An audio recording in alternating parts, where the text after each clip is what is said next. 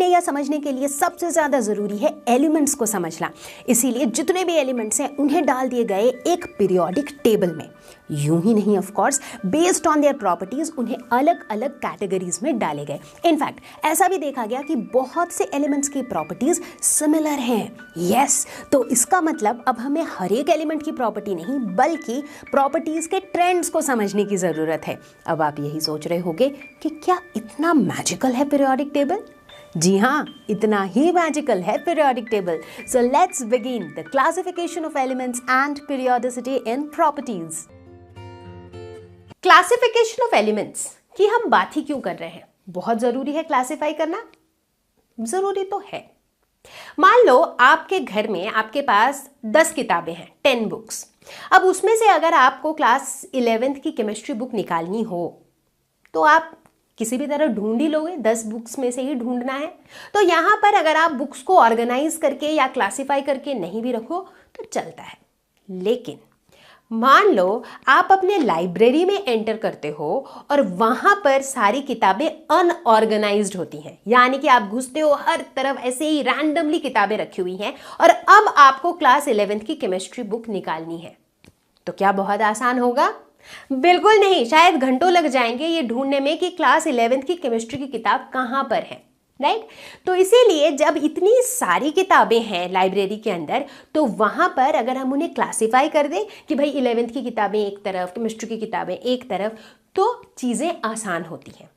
ठीक उसी तरीके से यहां पर हम एक या दो एलिमेंट की बात तो कर नहीं रहे हैं, हम काफी सारे एलिमेंट्स की बात कर रहे हैं और इन काफी सारे एलिमेंट्स के काफी सारे प्रॉपर्टीज की बात कर रहे हैं, राइट? तो इसीलिए जरूरी है कि हम इन्हें क्लासिफाई कर दें। इनफैक्ट यहां पर हम ये भी देखते हैं कि इनमें से कुछ एलिमेंट्स ऐसे हैं जो सिमिलर तरह से बिहेव करते हैं। तो जब सिमिलर तरीके से बिहेव करते हैं तो उन्हें डालते हैं ना एक बकेट में, है ना? तो इसलिए क्लासिफिकेशन तो भाई जरूरी है और यही हम पढ़ने वाले हैं इस पूरे पीरियोडिक टेबल के अंदर। अब दूसरी बात कि ये पीरियोडिक टेबल बनना शुरू कब से हुआ?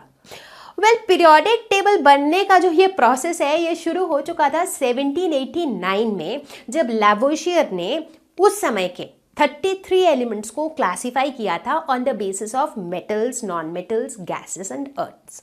कुछ सालों बाद अराउंड 1829 डॉबराइनर लेकर आए लॉ ऑफ ट्रायड्स।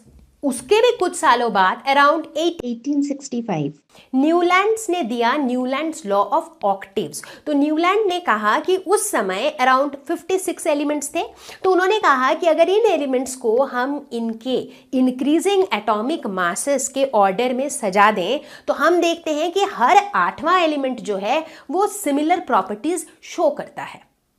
इसके भी कुछ सालों के बाद अराउंड 1869 मैंडलिफ ने दिया मैंडलिफ्स पीरियोडिक लॉ। तो मैंडलिफ ने पीरियोडिक टेबल के ऊपर काफी सारा काम किया था और मैंडलिफ के टाइम पर अराउंड 63 एलिमेंट्स थे। तो हम आगे चल के देखेंगे कि मैंडलिफ ने एग्जैक्टली क्या किया था। तो मैंडलिफ ने कहा कि नहीं, हम एलिमेंट्स को जो है उनके केमिकल प्रॉपर्टीज के बेसिस पर अरेंज करेंगे। ठीक है, अब कहानी में ट्विस्ट आ गया उसके भी कुछ सालों बाद, जब 1913 में हेनरी मोजली ने कहा कि एटॉमिक मास नहीं, हम एलिमेंट्स को अरेंज करेंगे on the basis of atomic number. और उसके बाद उन्होंने मैंडलिफ्स पीरियोडिक लॉ को मॉडिफाई कर दिया एज मॉडर्न पीरियोडिक लॉ और वहीं से आया हमारा मॉडर्न पीरियोडिक टेबल। तो ये जो हिस्ट्री है इस पे हम बहुत ज़्यादा डिटेल में बातें नहीं करेंगे क्योंकि मुझे पता है कि आपने ये सारी चीज़ें अपने 9th स्टैंडर्ड में पढ़ रखी है। तो कहानी को अब हम कहाँ से शुरू करें?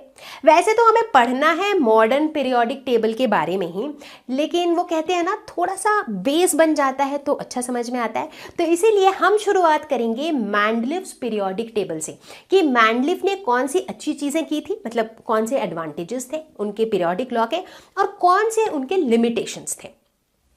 तो सबसे पहले बात करते हैं कि मैंडलिफ्स के पीरियोडिक टेबल में एडवांटेजेस क्या क्या थे।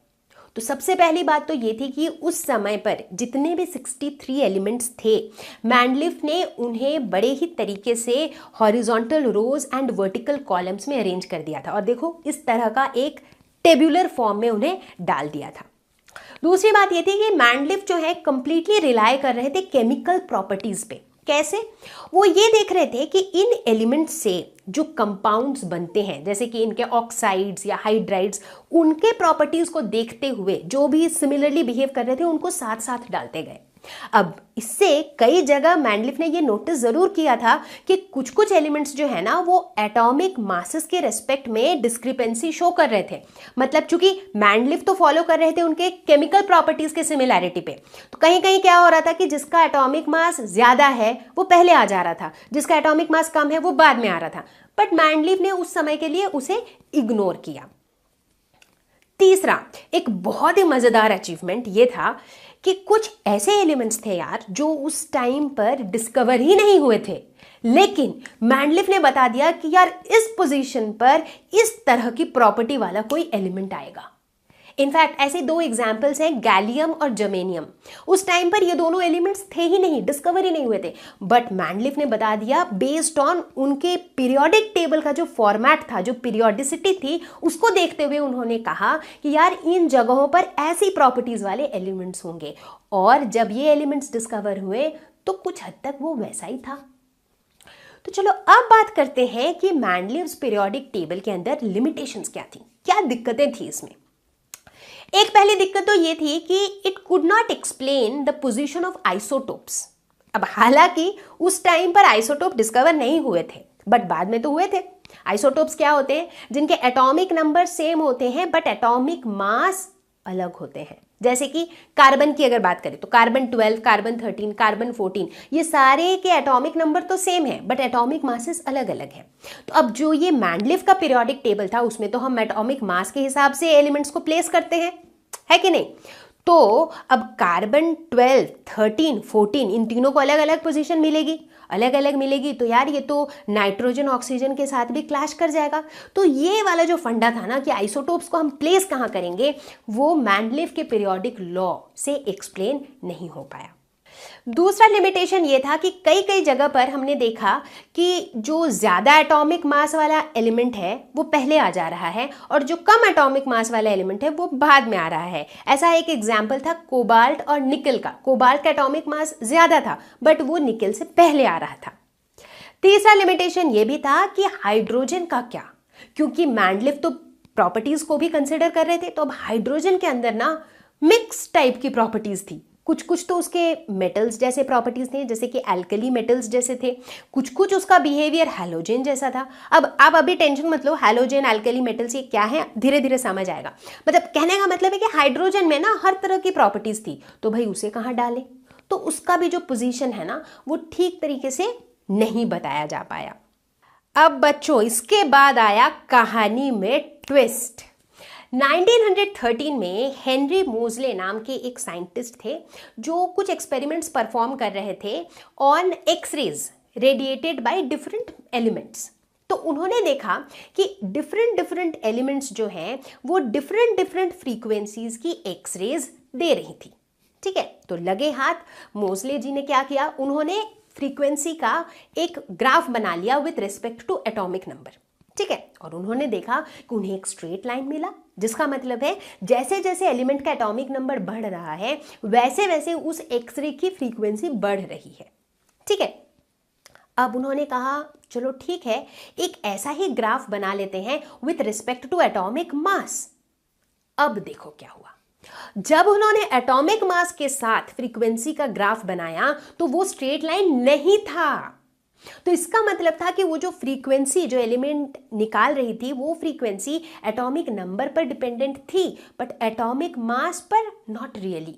तो मोजले ने कहा कि इसका मतलब किसी भी एलिमेंट का जो एटॉमिक नंबर है that is a more fundamental property than atomic mass. और इसी आधार पर उन्होंने कहा कि जो पीरियोडिक टेबल है इसके अंदर एलिमेंट्स जो हैं एटॉमिक नंबर के बेसिस पर अरेंज होने चाहिए। और इस तरीके से मैंडलिव्स का जो पीरियोडिक लॉ था वो मॉडिफाई होकर बन गया मॉडर्न पीरियोडिक लॉ। तो हमारा मॉडर्न पीरियोडिक लॉ क्या कहता है? ये कहता है कि the physical and chemical properties of elements are periodic function of their atomic numbers. Yes, यानी कि अच्छा यहां पर देखो एक टर्म है पीरियोडिक। पीरियोडिक का क्या मतलब हुआ? पीरियोडिक का मतलब हुआ कि जब हम एलिमेंट्स को उनके एटॉमिक नंबर के हिसाब से अरेंज करेंगे तो हम देखेंगे कि एक पर्टिकुलर इंटरवल के बाद जो एलिमेंट्स हैं वो अपनी प्रॉपर्टीज रिपीट करेंगे। मतलब एक पर्टिकुलर इंटरवल के बाद हमें सिमिलर टाइप से बिहेव करने वाले एलिमेंट्स मिलते रहेंगे। अब मॉडर्न पीरियोडिक लॉ के आधार पर बहुत सारे फॉर्मेट्स के पीरियोडिक टेबल बनाए गए, but the most widely used format was the long form of periodic table, यानी कि ये अपना वाला पीरियोडिक टेबल जिसको हम पहले से ही देखते आ रहे हैं, है कि नहीं? तो ये है long form of periodic table. तो इस पीरियोडिक टेबल के अंदर हम क्या क्या चीजें देख पा रहे हैं? इसके अंदर हैं हॉरिजॉन्टल रोज जिन्हें हम कहते हैं पीरियड्स, और इसके अंदर क्या है? वर्टिकल कॉलम्स जिन्हें हम कहते हैं ग्रुप्स। कुल मिला के यहां पर टोटल 7 पीरियड्स हैं और 18 ग्रुप्स हैं। ठीक है, यहां तक सब क्लियर है? अब थोड़ा और ध्यान से देखते हैं। एक चीज बहुत इजीली नोटिस हो रही है कि जो पीरियड्स के अंदर नंबर ऑफ एलिमेंट्स है ना, उनमें कहीं पर तो बहुत कम है, कहीं पर बहुत ज्यादा है। तो चलो थोड़ा उस पर फोकस करते हैं। हम देखते हैं कि फर्स्ट पीरियड में सिर्फ 2 एलिमेंट्स हैं, हाइड्रोजन और हीलियम। सेकेंड पीरियड की अगर बात करें तो उसमें कितने हैं? उसमें 8 एलिमेंट्स हैं। थर्ड पीरियड में भी 8 एलिमेंट्स हैं। फोर्थ और फिफ्थ पीरियड में है 18 एलिमेंट्स और सिक्स्थ पीरियड में है 32 एलिमेंट्स। ठीक है, एक छोटी सी चीज मैं यहां बता दूं कि नीचे आप देख रहे होगे, नीचे आपके 6th और 7th पीरियड में आप देख रहे होगे एक स्टार मार्क है, और वही स्टार मार्क देके नीचे ना 2 अलग से 2 रोज को लिखे हुए हैं। अब वो क्या है वो मैं बाद में बताऊंगी, बट अभी के लिए इतना जान लो कि वो जो एलिमेंट्स है वो बेसिकली उस स्टार मार्क वाले जगह में ही रहने वाले एलिमेंट्स है, बट उन्हें हमने बाहर लिखा हुआ है फॉर सम रीजन जो मैं बताऊंगी। ठीक है, अब देखो ये जो नंबर्स है ना 2, 8, 8, 18, 18, 32, इन नंबर्स का एक नाम है। इन्हें हम कहते हैं मैजिक नंबर्स। क्यों कहते हैं हम इन्हें मैजिक नंबर्स? क्योंकि एलिमेंट्स विथ सिमिलर प्रॉपर्टी वाले एलिमेंट्स जो हैं वो रिपीट होते हैं after an interval of 2, 8, 18, 32 elements. याद है आपको, मैंने पीरियोडिसिटी इन प्रॉपर्टीज की बात की थी जब हम मॉडर्न पीरियोडिक लॉ को डिस्कस कर रहे थे कि जो प्रॉपर्टीज है ना वो एक फिक्स्ड इंटरवल के बाद रिपीट होंगी। तो वो जो इंटरवल है दैट इज 2, 8, 18, 32, जिसकी वजह से इन्हें मैजिक नंबर्स कहा जाता है। तो अब मैं आपको एक मैजिक दिखाऊंगी। हम अभी पीरियोडिक टेबल को देखेंगे और रैंडमली अगर आप कोई सा भी एलिमेंट पिक करो और उस एलिमेंट के एटॉमिक नंबर के साथ अगर आप मैजिक नंबर ऐड कर दो, ठीक है, तो आपको उसके ठीक नीचे वाले एलिमेंट का एटॉमिक नंबर मिल जाएगा। और मैं साथ में ये भी बता दूं कि जितने भी एलिमेंट्स एक ग्रुप में लाई करते हैं, मतलब एक के नीचे एक के नीचे एक के नीचे एक, उन सब की प्रॉपर्टीज होती हैं सिमिलर। ठीक है, तो चलो मैजिक देखते हैं। तो पीरियोडिक टेबल में अगर हम देखें तो हमें यह देखने को मिलता है कि यार अगर हाइड्रोजन से मुझे हीलियम पे जाना हो तो मैं क्या करूं? +2 ऐड कर दूं। मतलब हाइड्रोजन के एटॉमिक नंबर पे +2 ऐड कर दें तो मुझे लिथियम का एटॉमिक नंबर मिल जाएगा, यानी कि 3। उसी तरह लिथियम से अगर मुझे उसके नीचे वाले एलिमेंट यानी कि सोडियम के एटॉमिक नंबर तक जाना है तो हम क्या कर देंगे? +8। सोडियम से जाना है पोटेशियम, फिर से कर दो +8। पोटेशियम से जाना है रुबीडियम, कर दो +18। देखो 19 + 18 आ जाएगा 37। रुबीडियम से उसके नीचे सीजियम पे जाना है तो क्या करोगे? वही +18। और इससे अगर फ्रांशियम में जाना है तो आप करोगे +32। तो 55 + 32 करोगे तो आएगा 87। तो ये आ गए ना हमारे मैजिक नंबर्स, है कि नहीं? अब देखो इस पूरे पीरियोडिक टेबल में कहीं से भी तुम कोई भी एक रैंडम सा एलिमेंट अगर चूज करते हो, लेट अस सपोज हम चूज करते हैं गैलियम। ठीक है, एक रैंडम सा एलिमेंट चूज किया है। अब मुझे पता करना है कि यार गैलियम के नीचे जो एलिमेंट है ना उसका एटॉमिक नंबर कितना है। ठीक है, तो देखो गैलियम कौन से वाले पीरियड में है? 4th में है।